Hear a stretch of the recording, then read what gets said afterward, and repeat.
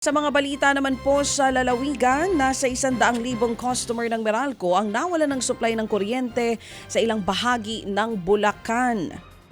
Ayon sa report, nagpatupad ng rotational brownout bunsod ng kakulangan sa supply ng Luzon grid. Tumagal ng 20 minuto hanggang 1 oras ang rotational brownout bandang alas 8:30 ng gabi nitong Lunes. Itinaas naman ng National Grid Corporation of the Philippines ang red at yellow alert sa Luzon Grid, bunsod pa rin ng manipis na supply ng kuryente.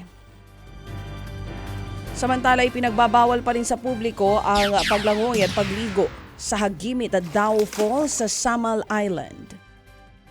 Nakitaan ito ng mataas na content ng E. coli bacteria. 2022 pa isinarang mga ito para sa rehabilitasyon. Hinarangan na ng mga otoridad ang Hagimit Falls Nature Park.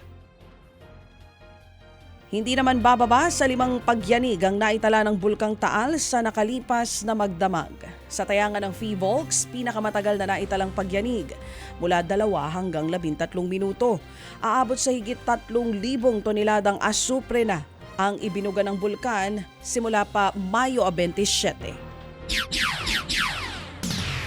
Ted Filon at DJ Chacha ngayon nasa Radyo 5 92.3 News FM Monday to Friday 6 to 10 a.m.